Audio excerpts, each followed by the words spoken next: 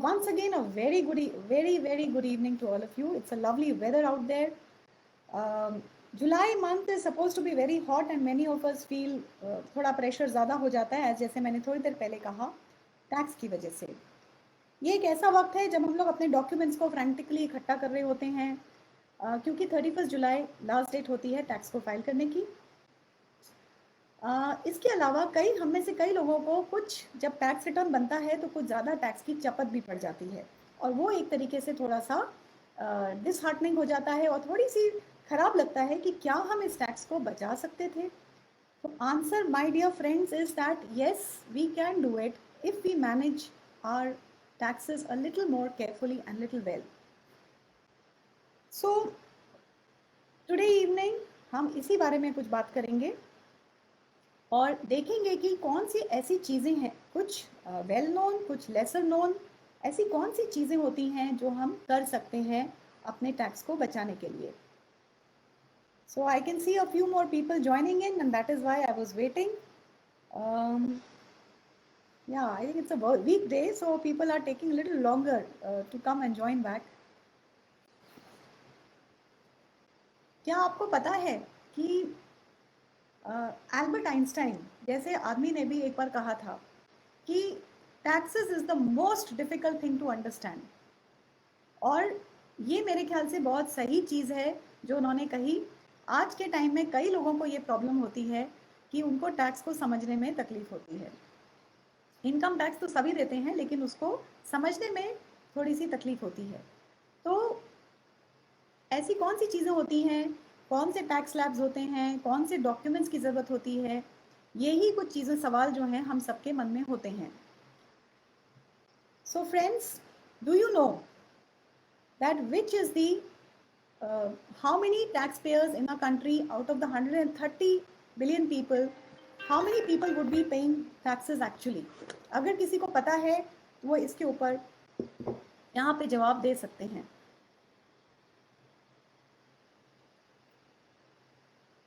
Do you have any idea that how many people would be paying taxes in this country today? Well friends, अगर आपको नहीं पता है तो पूरे देश की जनसंख्या में सिर्फ 15 करोड़ लोग टैक्स देते हैं। तो आप अपने आप को ज़रूर एक शाबाशी दें कि आप उनमें से कुछ लोग हैं जो इनकम टैक्स पे करते हैं, जिनकी वजह से देश चलता है। Now payment of tax is a statutory requirement, ये सबको पता है। अगर हम वो नहीं करते हैं तो उसके अंदर पेनल्टीज हो सकती हैं। सो टैक्स टेक्स अवे, जैसा कि मैंने पोस्टर में लिखा ही था, takes away almost 1/3 of our income. मतलब अगर हमारे पास किसी को एक अच्छा सा चॉकलेट केक दिया जाए और उससे फिर 1/3 हिस्सा ले लिया जाए, तो टैक्स कुछ ऐसा काम करता है कि हम तो सोच रहे थे कि हमारे पास बहुत सारी इनकम आ रही है, लेकिन उसमें से 1/3 या 30% तो इनकम टैक्स गवर्नमेंट को दे दिया गया।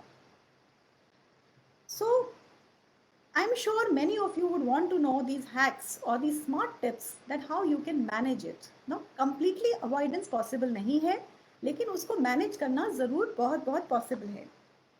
So, if you are ready and since we have some people who are here, let us get set, fasten your seat belts as we talk about some smart hacks about tax.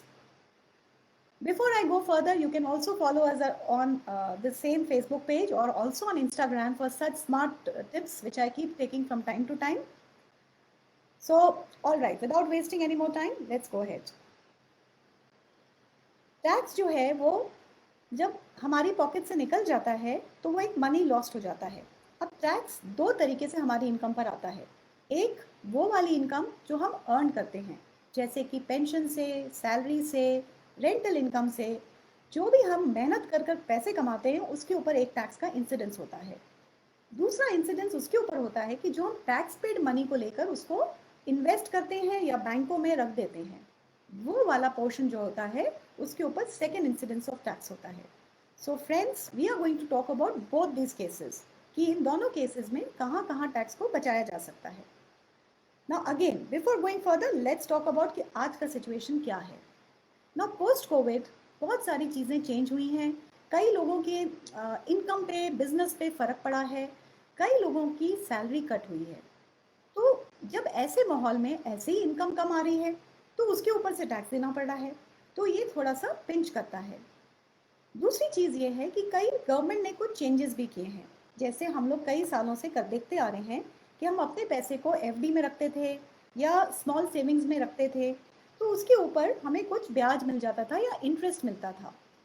Now government has reduced those rates. So today, a bank deposit earns us only about 5 to 5.5% return, and the inflation at 7%, मतलब हमारे पास negative real return आता है। इसके अलावा जो एक PF जिसके ऊपर हम अपने पैसों को जमा करा करते थे और उसके ऊपर हमें टैक्स फ्री इंटरेस्ट मिलता था, that has also become taxable if we contribute more than 2.5 lakhs per annum. मतलब 2.5 लाख के ऊपर अगर कोई पीएफ में डालेंगे पैसा तो उसके ऊपर जो इंटरेस्ट आएगा वो भी टैक्सेबल होगा। इसके अलावा और क्या चेंज हुआ, हम कुछ सालों पहले जब इक्विटी या डायरेक्ट शेयर्स या इक्विटी मार्केट में इन्वेस्ट करते थे तो उस पर जो हमें डिविडेंड मिलता था वो हमारे को टैक्स फ्री मिलता था। कई सीनियर सिटीजन इसी इनकम से अपने घर का खर्चा पानी चलाते थे, लेकिन now that dividend is also taxable from this year onwards. फिर कुछ लोग यूलिप्स में या इंश्योरेंस प्लान्स में इन्वेस्ट करते थे अपने फ्यूचर के लिए, लेकिन वहाँ भी अगर आपका प्रीमियम 2.5 लाख से ज़्यादा है तो वो भी अब टैक्सेबल हो जाएगा। सो इन सब कारणों की वजह से बहुत ज़रूरी हो गया है अब कि हमें कुछ नई चीज़ों के बारे में सोचा जाए कि हम क्या कर सकते हैं। तो अब ये तो थी कुछ आज का सिचुएशन और बुरी खबर। Before I go forward, for those people who have just joined us, I will just repeat and go back to what I was just speaking. पहली चीज़, टैक्स हमारी इनकम का 1/3 हिस्सा ले जाता है अगर हम हाईएस्ट टैक्स स्लैब में हैं। अगर हम 5% या 20% टैक्स स्लैब में हैं तो हम कम टैक्स देते हैं, लेकिन फिर हमारी इनकम भी कम होती है। तो पहला पॉइंट ये मैंने टच किया। दूसरा मैंने ये बोला कि टैक्स को कम्प्लीटली अवॉइड करना पॉसिबल नहीं है, लेकिन उसको कम करना ज़रूर पॉसिबल है, और इसी में हम सबकी इंटेलिजेंस जो है या मैनेजमेंट जो है वो काम आती है। सो टुडे हम लोग फ्रेंड्स इसी बारे में बात करने वाले हैं। सो बैड न्यूज़ ये है कि टैक्स तो देना है। अब गुड न्यूज़ क्या है? गुड न्यूज़ ये है कि गवर्नमेंट हम लोगों को कुछ डिडक्शंस की परमिशन देती है, जिसकी वजह से हम लोग अपने टैक्स को बचा सकते हैं।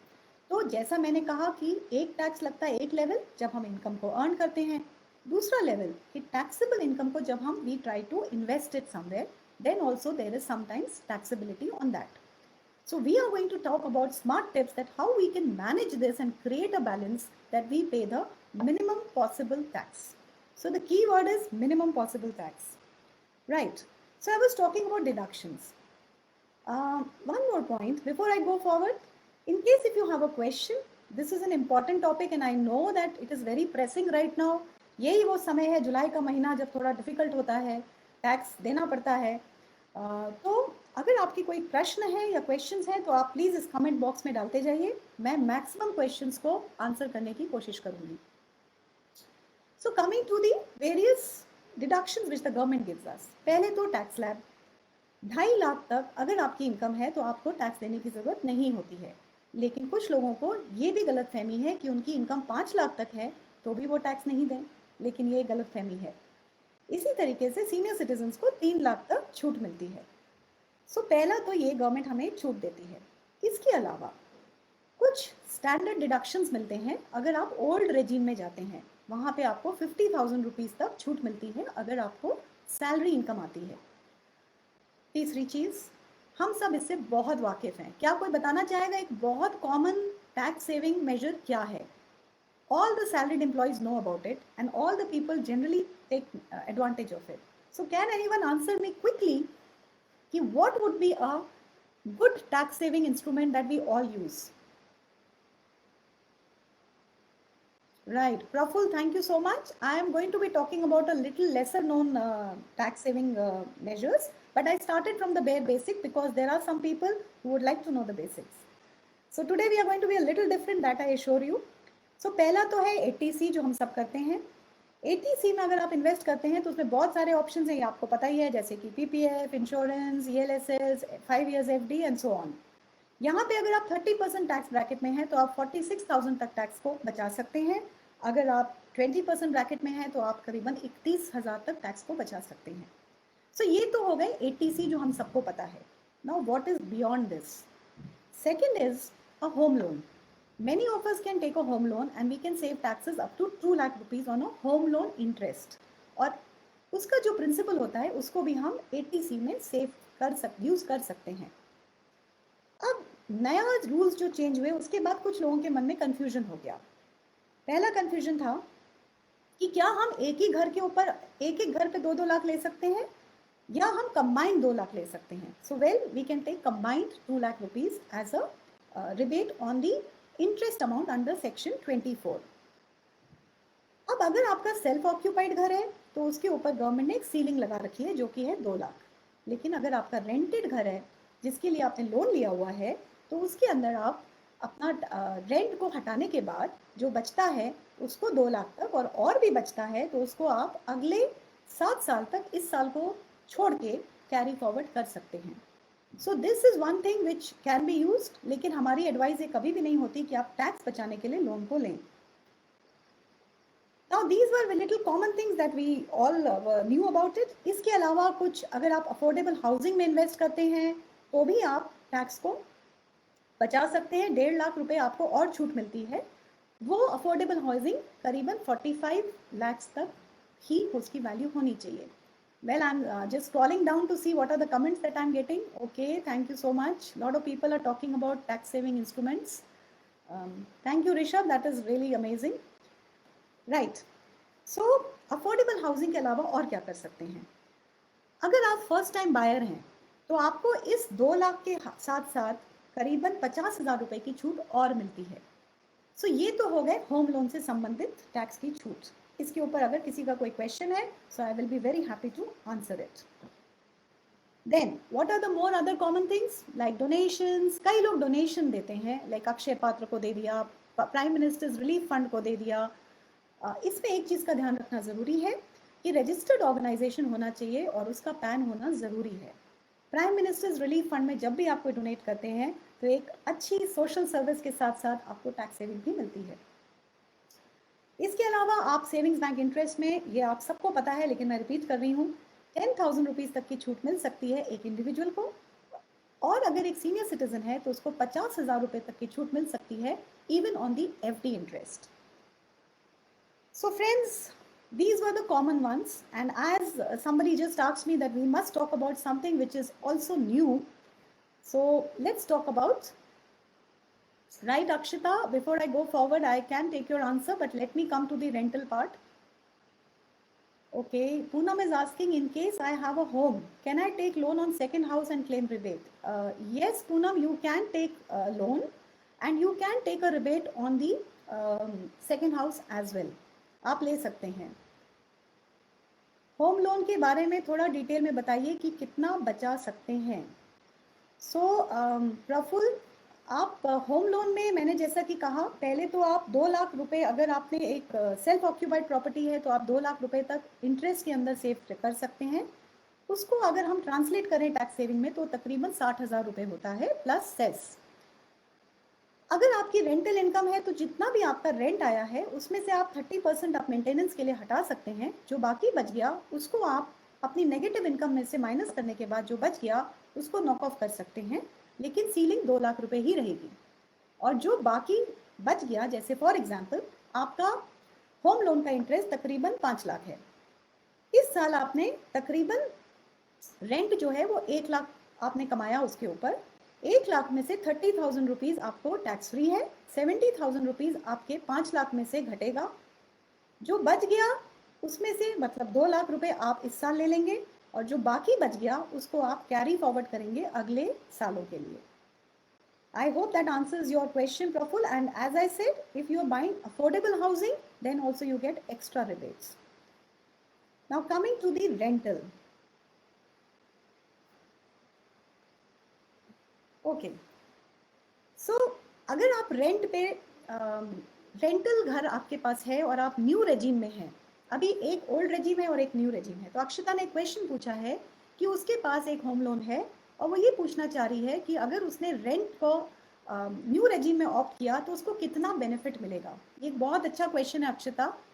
इस साल से क्योंकि न्यू रेजिम और ओल्ड रेजिम की एक थोड़ी सी दुविधा लोगों के मन में है कि हम किस तरफ जाएं, तो अगर आपने ऐसा केस है अक्षिता आपका, तो इसमें आपको जो रेंट है उतना ही नेगेटिव इनकम को आप पोस्ट कर पाएंगी और उससे ज़्यादा नहीं कर पाएंगी, अब बाकी को कैरी फॉरवर्ड भी नहीं कर पाएंगे। सो इसलिए अगर आपके पास फॉर एग्जांपल 2 लाख का इंटरेस्ट है, तो अंडर सेक्शन 24 अगर आपका होम का रेंट आ रहा है 1 लाख रुपए, तो आप सिर्फ 1 लाख तक ही नेगेटिव इनकम सेट ऑफ कर पाएंगी इन द न्यू रेजिम। पर ओल्ड रेजिम में आप पूरा का पूरा 2 लाख रुपए सेट ऑफ कर सकती हैं। अब आते हैं कुछ ऐसी चीज़ों पर जो लोगों को पता नहीं है। तो अभी हम बात कर रहे हैं अपनी इनकम पर टैक्स को कम करने के तरीकों के बारे में। कोविड का टाइम है, हमारे घर में सीनियर सिटीजन हैं, कई बार हम लोग प्रिवेंटिव हेल्थ चेकअप करते हैं। अगर आप प्रिवेंटिव हेल्थ चेकअप के लिए जाते हैं और वहाँ पे आपने कुछ खर्चा किया है, जैसे टेस्ट किए हैं, तो वहाँ पे अगर आपने कुछ खर्च किया है तो उसके बिल अगर आप रखते हैं अपने पास, तो भी आप 5,000 रुपये तक प्रिवेंटिव हेल्थ चेकअप की तरफ आप टैक्स बेनिफिट ले सकते हैं। दूसरी चीज़ आती है जो सैलरीड एम्प्लॉयज़ हैं, उनके पास उनको HRA मिलता है। HRA में भी आपके कुछ कंडीशंस को देखते हुए आपको अपने टैक्स में जो टैक्सेबल इनकम है उसमें कमी ले सकते हैं अलाउंस की तरफ। लेकिन हम में से कुछ लोग ऐसे भी हैं जो बिजनेसमैन हैं, या हमें HRA ही नहीं मिलता, तो क्या इसका मतलब है क्या वो उसका फ़ायदा नहीं उठा सकते? ऐसा नहीं है दोस्तों, you can still do it, but now what you need to do is that you should, whatever rent you are paying, even if you do not get HRA, then up to 5,000 rupees per month तक आप उस rent के ऊपर छूट ले सकते हैं। और ये होता है, ट्रांसलेट होता है अबाउट 60,000 रुपीज़ पर एनम। इतना पैसा आपकी टैक्सेबल इनकम में से घट सकता है। इसके अलावा आप और क्या कर सकते हैं? सपोज करिए आपको HRA मिलता है और आप अपने पेरेंट्स के साथ रहते हैं। Now this is a very smart tax saving move.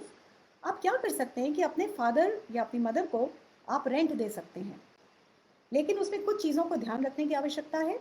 आप जब, पहले मैं बेनिफिट बता देती हूँ, अगर आप उनको रेंट देते हैं तो आपको HRA मिल रहा है, तो आप इस HRA के अलाउंस पे रिबेट ले सकते हैं। लेकिन अब आपको ध्यान क्या रखना है? पहला, हम में से कई लोग सोचते हैं कि पेरेंट्स को तो रेंट दे रहे हैं तो उनको देने की क्या ज़रूरत है, HRA ऐसे ही क्लेम कर लेते हैं। But don't do that. If you are giving rent to your parents, then you must transfer that much amount into your parents' bank account so that, and they should reflect it in their IT return. अब इससे फ़ायदा ये होगा कि एक तो senior citizen अगर parents हैं तो उनकी टैक्सेबल एग्जेम्पशन लिमिट जो है वो ज़्यादा है आपसे। दूसरी चीज़ ये है कि अगर उनको टैक्स देना भी पड़ा तो उनको 30% का मेंटेनेंस के लिए फ़ायदा मिलता है। सो इसका मतलब ओवरऑल आपको फ़ायदा है और आप उसके HRA को फ़ायदा ले सकते हैं। सो ओनली एंश्योर दैट पैसे, वो घर जो है वो आपके पेरेंट्स के नाम पे हो और आप उसके उनको ज़रूर रेंट दे रहे हो।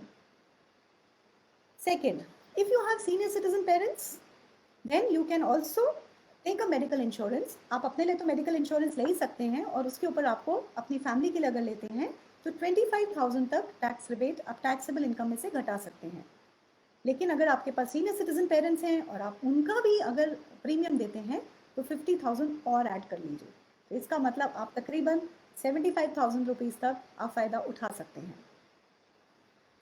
ये कुछ ऐसी चीज़ें हैं जिनको लोग नहीं बात करते हैं, और अभी आजकल के टाइम में मेडिकल इंश्योरेंस एक बहुत इंपॉर्टेंट चीज़ हो गई है, और इसके साथ अगर गवर्नमेंट आपको टैक्स बेनिफिट देती है तो it is wise to take actually medical insurance.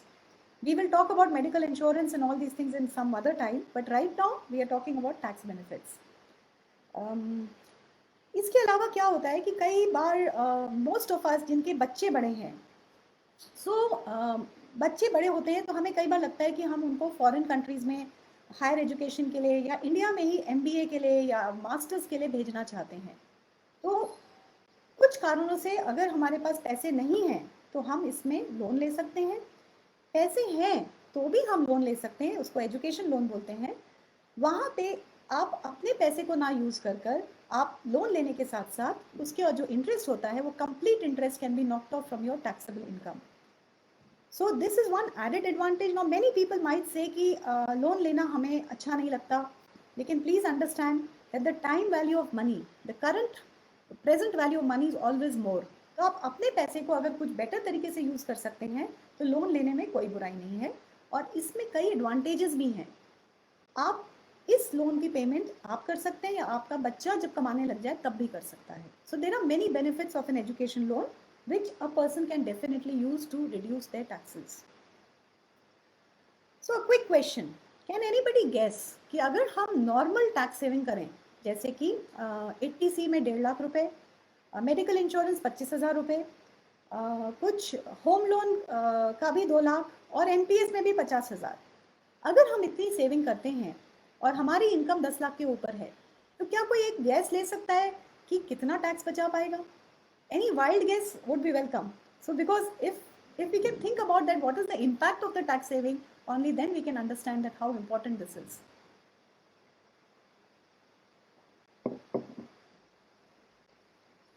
Right. So while I wait for a few more comments there, I will answer this a little later. I spoke about NPS. Now what is NPS? If we are working in the corporate sector, then there is a problem कि हमें retirement के बारे में थोड़ा सा चिंता होती है कि हम अपने रिटायरमेंट को के लिए कॉर्पस को इकट्ठा कैसे करें. Now this is a very smart tax saving hack. अगर आपके पास ऐसा, आप कॉर्पोरेट सेक्टर में काम करते हैं, तो आप एनपीएस या न्यू पेंशन स्कीम में इन्वेस्ट कर सकते हैं. 50,000 रुपीज़ तक इन्वेस्ट करने पर वहाँ पे आपको एक टैक्स सेविंग होती है तकरीबन 15,000 रुपये की.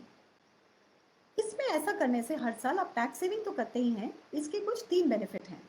पहला benefit at the time of investment, जब आप एनपीएस में पैसे डालते हैं तो आपको 80C में बेनिफिट मिल सकता है. दूसरा, जो 50,000 रुपये आप डालते हैं तो उसको भी आप बेनिफिट ले सकते हैं. इसके अलावा आपका एम्प्लॉयर भी अगर 10% ऑफ योर बेसिक डालता है तो आप उसका बेनिफिट भी ले सकते हैं.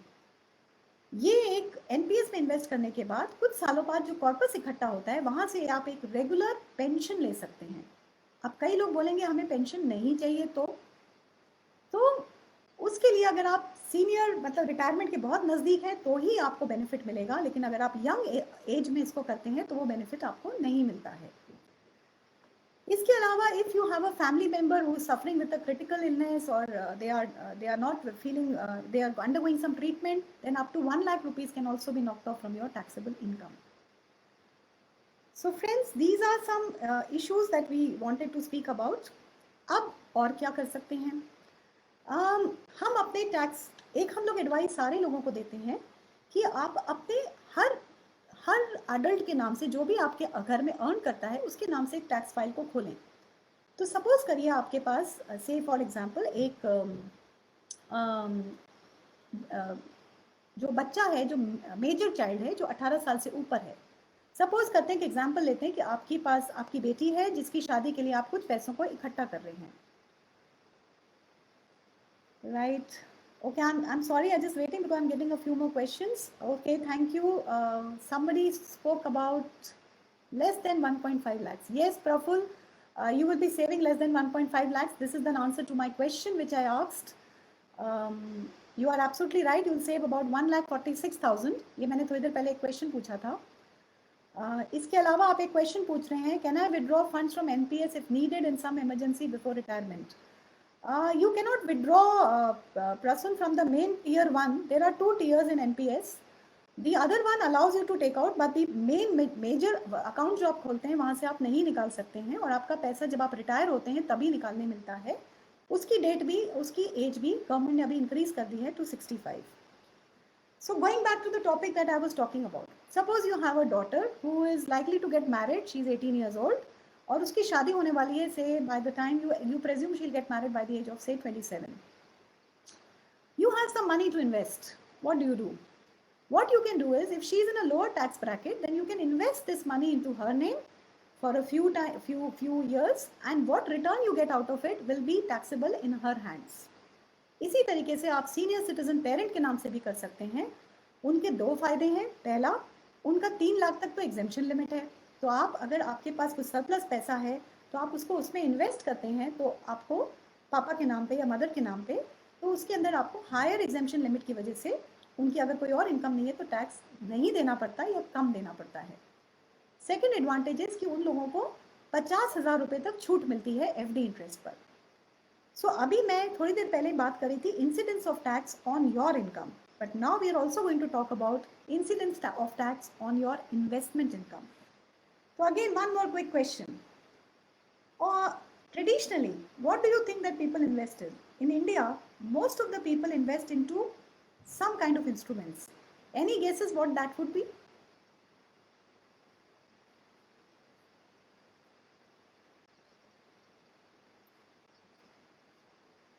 Right. Very true. People generally invest traditionally into fixed deposits or small saving schemes of post office like NSC, KVP, MIS, these kind of schemes. Now most of these schemes give a taxable return. मतलब इसके ऊपर जो भी return आता है उसके ऊपर tax पड़ता है. तो एक इम्पॉर्टेंट बात समझने की क्या है, इसको कैसे बचा जा सकता है. हम एफडी में करना चाहते हैं लेकिन हम टैक्स नहीं देना चाहते. तो इसका एक आसान तरीके, कुछ तरीके हैं जो मैं आपको अभी बताने वाली हूँ. पहला तरीका क्या है? पहला तरीका, ऐसे मैंने कहा, अपने आप मेजर डॉटर के नाम से कर सकते हैं, आप सीनियर सिटीजन के नाम से, पेरेंट के नाम से कर सकते हैं. कुछ लोग इसमें एक गलती करते हैं, वो अपने स्पाउस के नाम पे कर देते हैं. अब इसमें गलती टेक्निकली कुछ नहीं है, आप अपने स्पाउस को कितना भी पैसा दें, आप उनके नाम पे इन्वेस्ट कर सकते हैं. लेकिन अगर आप इस पैसे को इसलिए इन्वेस्ट कर रहे हैं कि आप टैक्स बचा पाएं, तो वहां पे गड़बड़ हो जाती है. तो इसका एक बहुत स्मार्ट हैक है, क्या करना चाहिए. सो just wait and I will tell you. What you need to do is that when you are investing in your spouse's name who is earning lesser than you, so she could be your wife or it could be the other way around. If she is a housewife and you invest in her name, then what you need to do is the first year you club that interest into with your income और आप उसके ऊपर tax दे दें. ऐसे ही आप mutual fund में भी डाल सकते हैं. अगर आप म्यूचुअल फंड में डालते हैं तो जब आप उसको रिडीम करते हैं तभी उसके ऊपर इंसिडेंस ऑफ टैक्स होता है. तो जो भी उसके ऊपर टैक्स आता है, 1 लाख तो पहली बार 1 लाख तक वो फ्री है, और उसके ऊपर जो भी टैक्स आएगा उसको आप पहले साल अपने साथ ले लें और अगले साल से वो उसको जब री इन्वेस्ट होएगा तो उसकी इनकम वो उनकी मानी जाएगी. So this is a very smart move. If you want to invest in your wife's name and you want to save taxes, then you should do something like this. Otherwise there is a clubbing of income clause, और आपकी wife के नाम पे भले ही आप invest करेंगे लेकिन वो इंटरेस्ट इनकम आपके साथ क्लब हो जाएगी. सो इसलिए थोड़ा होशियारी से करें और तभी फायदा होगा. अब कुछ और चीजें हैं जो हमें बात करना चाहिए, जैसे कि हम और क्या कर सकते हैं. We all know that many times we can take advantage of capital gain. एक कैपिटल गेन एक ऐसा तरीका है कि हम अपने इन्वेस्टमेंट्स के ऊपर टैक्स को बचा सकते हैं. अब ये क्या कर सकते हैं, कई लोग घर खरीदते हैं और जब उस घर को खरीदते हैं तो वो बिना सोचे समझे अगर जल्दी बेच देते हैं या एक अवधि जो होती चाहिए उसके ऊपर पूरी होने से पहले बेचते हैं, तो उसके ऊपर incidence of short term capital gain tax हो जाता है. तो इसलिए सबसे पहले तो अगर आप घर को बेच रहे हैं तो उसको कम से कम उस नियमित अवधि के लिए ज़रूर होल्ड करें और उसके बाद लॉन्ग टर्म कैपिटल गेन का फ़ायदा उठाएं. अभी long term capital gain tax क्या है? As a just to introduce you to it, there are two types of capital gain. One is short term and one is long term. Short term capital gain tax equity पर और date या property पर अलग अलग तरीके से लगता है. पहले हम प्रॉपर्टी की बात कर रहे थे तो उसकी बात कर लेते हैं. शॉर्ट टर्म कैपिटल गेन, अगर कोई प्रॉपर्टी को आपने 5 साल से कम होल्ड किए बिना बेच दिया तो उसके ऊपर short term capital gain tax लग सकता है. Sorry, I stand corrected. अगर आपने उसको 2 साल तक होल्ड किए बिना उसको बेच दिया तो उसके ऊपर कैपिटल गेन टैक्स लगेगा. 2 साल बाद जब आप उसको बेचते हैं तो उसके ऊपर आपको लॉन्ग टर्म कैपिटल गेन का फायदा उठता है, जिसमें आप कई सारे बेनिफिट्स अवेलेबल हैं जिससे आप टैक्स को बचा सकते हैं. अब आती है बात इक्विटी की. इक्विटी में अगर आप किसी भी चीज़ को 1 साल से कम होल्ड करते हैं, जैसे शेयर्स को या म्यूचुअल फंड को, तो उसके ऊपर 15% टैक्स देना पड़ता है. और अगर आप उसको 1 साल तक होल्ड करते हैं और उसके बाद बेचते हैं तो आपको 1 लाख तक टैक्स फ्री होता है और उसके ऊपर 10% टैक्स लगता है. तो इसको हम कंपेयर करें अगर, before I go forward, one more thing which I forgot is a debt instruments. Debt mutual fund भी एक अच्छा इंस्ट्रूमेंट होता है जिसमें आप 3 साल तक होल्ड करते हैं तो आपको उस पर लॉन्ग टर्म का बेनिफिट मिलता है. अगर 3 साल से कम करते हैं तो आपको शॉर्ट टर्म टैक्स लगता है. लॉन्ग टर्म रखने के बाद आपको इंडेक्सेशन का बेनिफिट मिलता है. तो अब ये हमारे फायदे में कैसे हो सकता है? ऐसे हो सकता है कि अगर आप एफडी में इन्वेस्ट करते हैं तो उसमें ना इन्वेस्ट करके आप अपने डेट म्यूचुअल फंड्स में भी इन्वेस्ट कर सकते हैं, तो आपको टैक्स कम लगेगा. पहला फायदा. दूसरा फायदा, टैक्स उस समय लगेगा जब आप उसको बेचेंगे. फिक्स डिपॉजिट में टैक्स साल एवरी ईयर लगता है, भले ही वो क्यूमुलेटिव फिक्स डिपॉजिट क्यों ना हो. इसके अलावा अब क्या होता है कि अगर जैसे अभी कई लोगों के मन में ये प्रश्न होता है कि अभी हम आ गए हैं जुलाई के महीने में, अगर 31 जुलाई हो गई जो कि कल है, तो क्या हमारा टैक्स लायबिलिटी बढ़ जाएगा, क्या होगा? तो इसमें एक बात को ध्यान रखना चाहिए कि अगर 1 अगस्त से आपका 1 महीने का इंटरेस्ट बढ़ जाएगा, तो अगर आपकी टैक्स लायबिलिटी है तो उसको आपको अभी ही देकर ख़त्म कर देना चाहिए अपने टैक्स को, भले ही इनकम टैक्स फाइलिंग की डेट 30 सितंबर है। इसी तरीके से पूरे साल आपकी इनकम टैक्स के ऊपर एक इंटरेस्ट लगता है, इसलिए उससे बचने के लिए आप एडवांस टैक्स को ज़रूर पे कर सकते हैं। Okay, we have some questions here. Right, so somebody is asking कि अगर वो प्रॉपर्टी डेट म्यूचुअल फंड्स में इन्वेस्ट करेंगे तो फिर उनको एक सेट इंटरेस्ट नहीं मिलेगा और हो सकता है कि वो वेरी करता रहे मार्केट से, तो फिर हम कैसे समझेंगे कि हमारे को उसके ऊपर टैक्स का इंसिडेंस कितना होता है? सो फ्रेंड्स, इसका आंसर सिंपल है। फिक्स डिपॉजिट या स्मॉल सेविंग को हम अदर सोर्सेज में रखते हैं तो उसके ऊपर हमें ब्याज मिलता है या इंटरेस्ट मिलता है, लेकिन डेट म्यूचुअल फंड में कैपिटल गेन होता है, मतलब कैपिटल बढ़ता है, इंटरेस्ट नहीं मिलता है, तो इसलिए कैपिटल गेन के ऊपर कैपिटल गेन टैक्स के रूल्स आ जाते हैं। One more thing that people should know, that if you do not file taxes, then there will be there may be a penalty of 5,000 rupees, or it could be extended up to 10,000 rupees. So filing of the IT return in due date is important.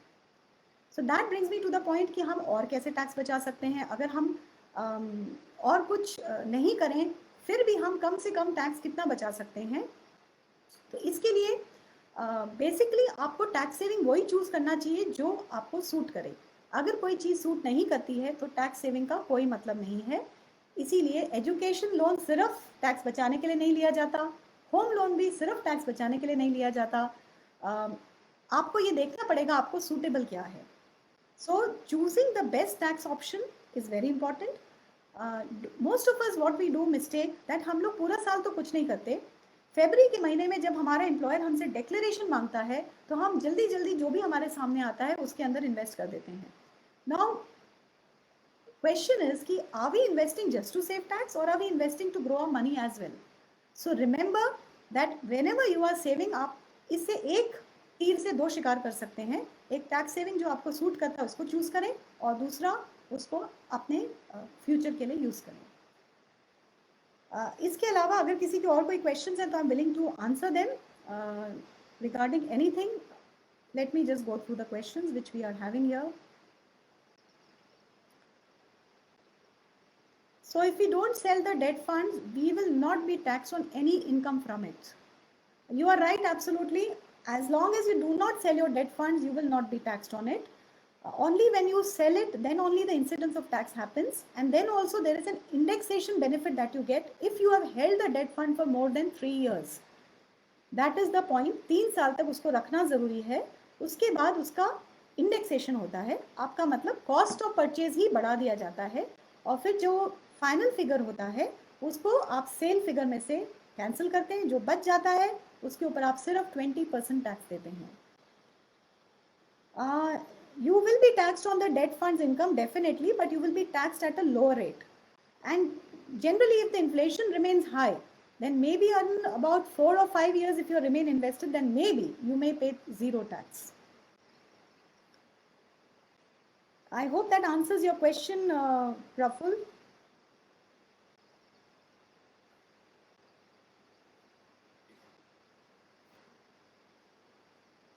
Right.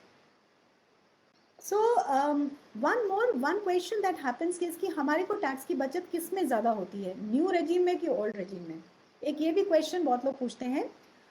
वो person to person depend करता है। You have to see that what is your income, what is your pattern to save. अगर आप कुछ भी tax saving नहीं लेते, आपके पास कोई होम लोन नहीं है, आपके बैंक में भी ज़्यादा पैसा नहीं रहता है, तो may be the new regime is better for you. The new regime has almost 6 different slab structures. So if you are investing there and if you are choosing the new regime, then you may pay lesser tax, and if you do not have any tax saving instruments, then it will be beneficial.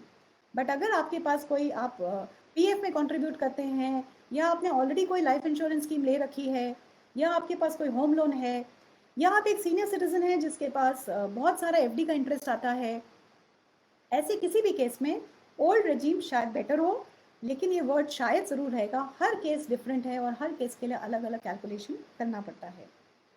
So friends, that brings me an end to whatever I wanted to speak. If you have any more questions, I would be very happy to answer them. Like meanwhile, till we are okay, fine, that's great. So you can follow us on Facebook on the same page. You can also connect with us on the Instagram to see that what are the various new hacks that I keep posting. So you may be in the highest tax slab, or you could just be starting out in your career. Or you could be a woman who is earning, entrepreneur who's looking for guidance on your taxes on investments, or you could just be retired and having surpluses to invest. आपके पास जो भी कोई requirement है जिसको address करना है, आप उसमें ज़रूर हमें कमेंट कर सकते हैं और पूछ सकते हैं. Anyone who wants a free consultation from me can also message here in the comment box.